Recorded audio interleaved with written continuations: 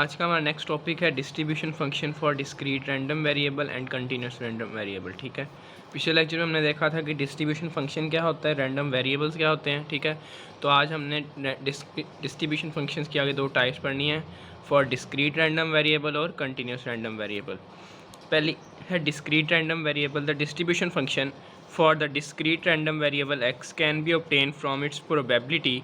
ठीक है, कि distribution function for discrete random variable X के लिए हम वो कैसे फाइंड करते हैं, उसकी प्रोबेबिलिटी ऑब्टेन करके।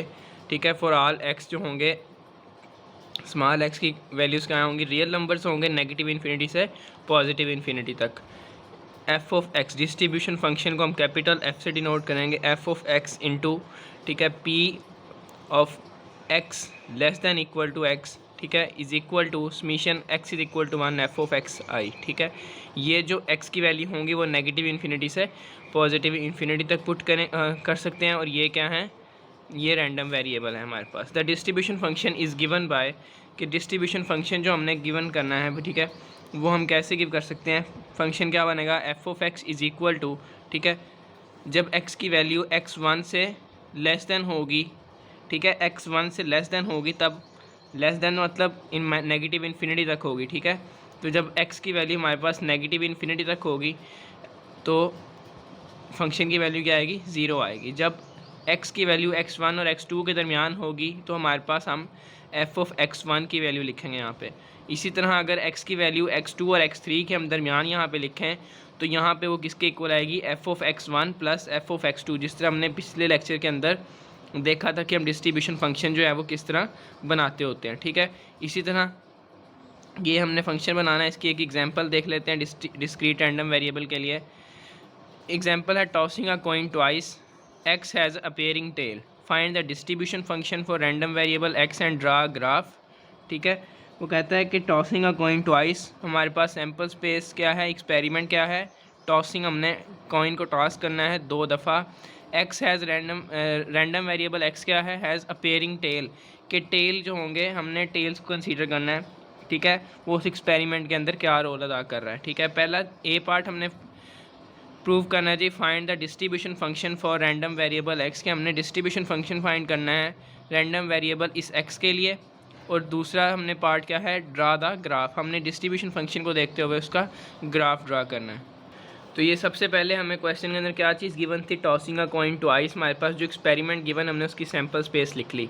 ठीक है, ये हमारे पास एक्सपेरिमेंट की सैम्पल स्पेस आ गई, और रैंडम वेरिएबल हमारे पास क्या था, एक्स क्या था, अपीयरिंग टेल्स हमने देखा था।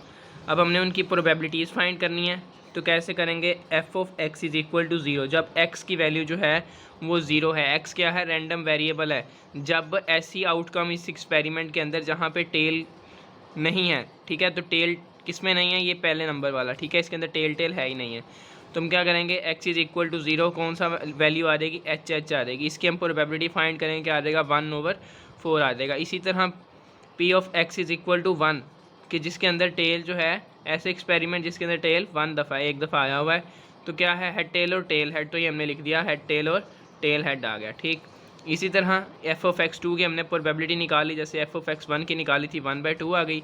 और फिर नेक्स्ट है f p of x is equal to 2, ऐसा एक्सपेरिमेंट, ऐसी आउटकम जिसके अंदर हमारे पास टेल जो है वो 2 दफ़ा आए हैं, तो ये हमारे पास ये नंबर आ जाएगा। ठीक है, तो हमने इसको लिख दिया p of x is equal to 2 into T.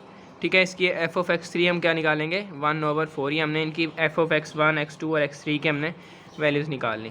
अब हमें ए पार्ट क्या था, कि हमने डिस्ट्रीब्यूशन फंक्शन बनाना है इन चीज़ को देखते हुए। ठीक है, ये हमने डिस्ट्रीब्यूशन फंक्शन बनाना है। डिस्ट्रीब्यूशन फंक्शन का क्या था, कि जब x की वैल्यू 0 से लेस होगी, ठीक है, पहली चीज़ ये आएगी, तब हमने वैल्यू देखनी है कि क्या बनती है, और जब 0 और 1 के दरमियान होगी, फिर 1 और 2 के दरमियान होगी, और फिर 2 से इन्फिनिटी तक होगी। ठीक है, ये हमारे पास डिस्ट्रीब्यूशन फंक्शंस के वैल्यूज़ आएंगी। तो ये है जो डिस्ट्रीब्यूशन फंक्शन, क्या बनेगा, f of x is equal to, जब x की वैल्यू 0 से छोटी है, मतलब नेगेटिव इन्फिनिटी को अप्रोच कर रही है, तो हमारे पास फंक्शन का जवाब क्या आएगा, 0 आएगा।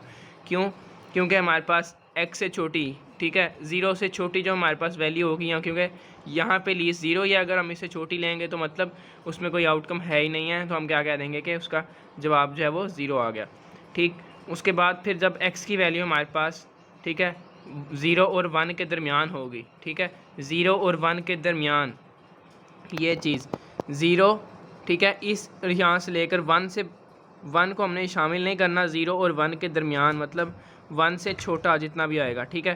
तो हम क्या लिखेंगे, इसकी प्रोबेबिलिटी कितनी आ जाएगी, 1/4 आ जाएगी। फिर 1 से 2 के दरमियान हमने करना है, तो 1 से 2 के दरमियान कितना बनेगा, 3/4। हमने f(x1) को भी ऐड कर देना है f(x2) के साथ, तो क्या बन जाएगा 1/4 + 1/2 कितना आ जाएगा, 3/4 आ जाएगा, ठीक।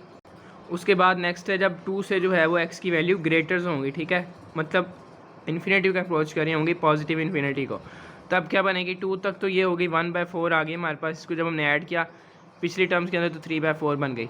अब जब 2 से बड़ी हमने करनी है तो मतलब इन सब को ऐड कर देंगे, ठीक है। तो इन सब को जब हमने ऐड किया 1/4 + 1/2 + 1/4 तो हमारे पास जवाब क्या आ गया, 1 आ गया। तो ये हमने डिस्ट्रीब्यूशन फंक्शन बना लिया।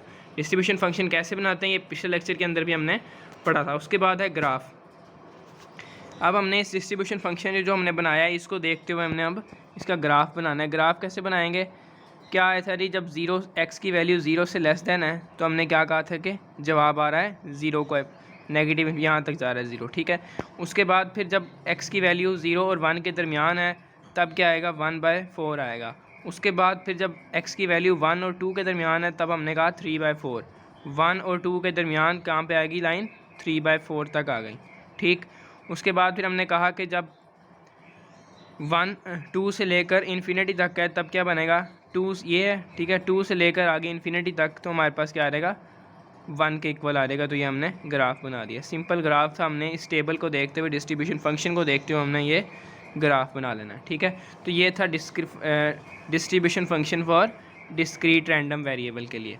आगे है कंटिन्यूस रैंडम वेरिएबल। क्या होता है continuous random variable, a non discrete random variable x is said to be absolutely continuous, के ऐसा रैंडम वेरिएबल जो कि नॉन डिस्क्रीट हो तो हम उसे क्या कह सकते हैं, एब्सोल्युटली कंटिन्यूस तो होगा ही जब नॉन डिस्क्रीट है तो, ठीक है। It's distribution function is represented by, कि इसके हम डिस्ट्रीब्यूशन फंक्शन को कैसे रिप्रेजेंट करेंगे, f(x), ठीक है, is equal to p(x) is less than x integral negative infinity to x f(x), x की वैल्यू क्या है, नेगेटिव इन्फिनिटी से पॉजिटिव इन्फिनिटी तक अप्रोच कर रही है, ठीक है, रियल नंबर्स। इसके बाद इसको हम इस तरह रिप्रेजेंट करते हैं। उसके बाद इसकी दो प्रॉपर्टीज़ हैं वो जो हमने पीछे देखी थी, वही चीज़ है कि f(x) की वैल्यू जो होगी वो 0 से हमेशा इक्वल होगी या ग्रेटर होगी, और दूसरी क्या है कि f(x) dx के अगर हम इंटीग्रेशन लें नेगेटिव इन्फिनिटी से पॉजिटिव इन्फिनिटी तक तो उसका जवाब जो 1 के इक्वल आता होता है, ठीक है, ये इक्वल 1 के इक्वल होता है। अब इसकी एक एग्जांपल देख लेते हैं हम कि हम कंटिन्यूस रैंडम वेरिएबल्स को कैसे हम क्वेश्चंस के अंदर इसे यूज़ करते हैं, ठीक है। तो एग्जांपल है हमारे पास, find the constant c such that function, ठीक है, कि हमने ए पार्ट क्या फाइंड करना है, find the constant of c, के जो क्वेश्चन के अंदर c की वैल्यू गिवन है, ठीक है, इस यहाँ से हमने इस फंक्शन की वैल्यू फाइंड करनी है। इज़ अ डेंसिटी फंक्शन, ये जो हमारे पास फंक्शन गिवन है ये क्या है, डेंसिटी फंक्शन है। फंक्शन क्या गिवन है, cx², ठीक है, ये कब होगी, जब x की वैल्यू 0 और 3 के दरमियान होगी, ठीक है।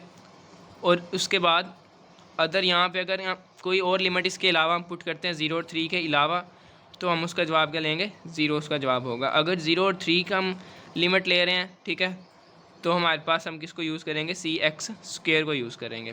बी पार्ट क्या है, compute p(1) is less than x less than 2, ठीक है। तो हम क्या करेंगे कि दूसरे पार्ट के अंदर हमने इसकी लिमिट चेंज करनी है 1 से लेकर 2 तक, ठीक है। तीसरा पार्ट क्या है, फाइंड द डिस्ट्रीब्यूशन फंक्शन, हमने डिस्ट्रीब्यूशन फंक्शन फाइंड करना है। तो पहले हम देखते हैं कि सबसे पहले ए पार्ट कैसे सॉल्व करेंगे, फाइंड द कांस्टेंट की वैल्यू फाइंड करें जो उसने ए पार्ट में कहा है। ए पार्ट है टू फाइंड द कांस्टेंट सी, ठीक है, हमें पता था कि नेगेटिव इन्फिनिटी से पॉजिटिव इन्फिनिटी तक f(x) dx ये आ गया, ठीक है। अब यहाँ पे हमने फंक्शन की वैल्यू पुट की cx², लिमिट उसने हमें क्वेश्चन के अंदर गिवन थी 0 से लेकर 3 तक, dx आ गया। इंटीग्रेशन की c.x³/3, upper limit minus lower limit put की तो हमारे पास 9c आ गया, ठीक है। अब 9c हमें पता था, हमने पीछे प्रॉपर्टी देखी है कि f(x) dx नेगेटिव इन्फिनिटी से पॉजिटिव इन्फिनिटी तक जब आ जाएगा तो उसका जवाब किसके इक्वल हम देते हैं, वो किसके इक्वल होता है, 1 के इक्वल होता है। तो हम क्या कहेंगे कि 9c इज़ इक्वल टू 1, यहाँ से हम c की वैल्यू निकाल लेंगे 1/9, तो हमने कॉन्स्टेंट की वैल्यू निकाल ली ये हमने ए पार्ट सॉल्व कर लिया। टू फाइंड द कांस्टेंट सी, हमने सबसे पहले उस पर लिमिट्स अप्लाई की, ठीक है, 0 से 3 तक जो क्वेश्चन में गिवन है। अगर तो गिवन है हम पुट कर देंगे, अगर नहीं गिवन तो नेगेटिव इन्फिनिटी से पॉजिटिव इन्फिनिटी ही पुट करेंगे। पुट करने के बाद हमें पता है कि फंक्शन किसके इक्वल है, 1 के इक्वल होता है। हमने 1 के इक्वल करके वहाँ से कांस्टेंट की वैल्यू निकाल लेनी है। बी पार्ट है कंप्यूट, हमने करना था कि उसकी हमने लिमिट चेंज करनी है, 1 से लेकर 2 तक लेके जानी है। तो 1 से 2 तक गई, 1/9 किसकी वैल्यू है, सी की वैल्यू है। यहाँ पे आना था सी एक्स स्क्वायर आना था, तो मैंने जो सी की वैल्यू निकाली है वो यहाँ पे पुट कर दी और एक्स स्क्वायर साथ वैसे ही आ गया डी एक्स। अब 1/9 जो है कांस्टेंट है, बाहर रख के एक्स स्क्वायर की हमने इंटीग्रेशन की, क्या बन गया x³/3।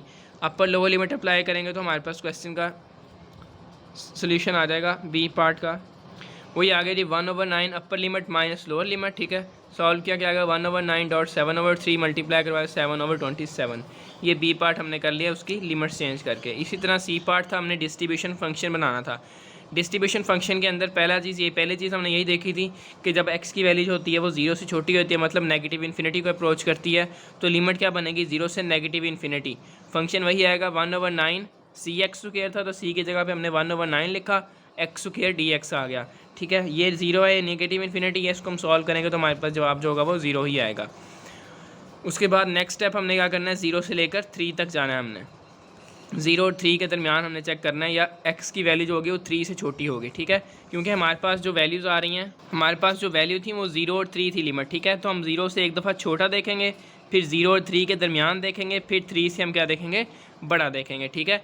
तो ये हमारे पास 3 पॉसिबिलिटीज़ हो सकती हैं। तो दूसरी क्या है, जब 0 और 0 और 3 के दरमियान है, या हम कहेंगे x की वैल्यू जो है वो 3 से लेस दैन है, ठीक। तो हम यहाँ पे वही चीज़ 0 से x तक ले गए या 0 से 3 तक ले जाएं, हमारी मर्ज़ी है।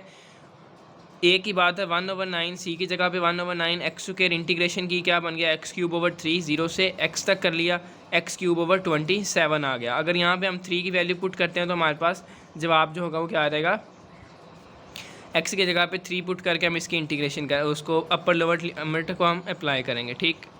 और अब उसके बाद तीसरी और लास्ट चीज़ क्या है कि जब हमने देखना है कि x की वैल्यू 3 से बड़ी होगी, मतलब इन पॉजिटिव इन्फिनिटी का अप्रोच करेगी, तो हम कहेंगे x लिमिट जो है 3 टू पॉजिटिव इन्फिनिटी, सी की जगह पे 1/9 लिखा, function X square D X आ गया, ठीक है।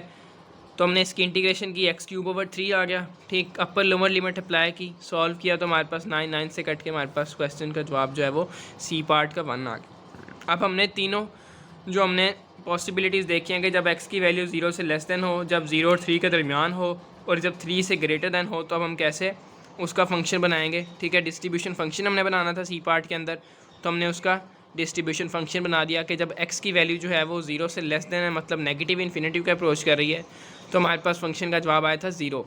और जब x की वैल्यू 0 और 3 के दरमियान है या 3 से लेस दैन है, तो हमारे पास फंक्शन का जवाब आया था x³/27। और जब हमारे पास 3 की वैल्यू जो है, x की वैल्यू 3 से लेकर पॉजिटिव इन्फिनिटी तक है, मतलब 3 से ग्रेटर है, तो हमारे पास फंक्शन का जवाब आया 1 आया। तो यही हमने चीज़ फाइंड करनी थी। तो ये था आज का लेक्चर हमारा, distribution function for continuous and discrete random variable, ठीक है। नेक्स्ट लेक्चर में हम इंशाल्लाह जॉइंट प्रोबेबिलिटी फंक्शंस देखेंगे।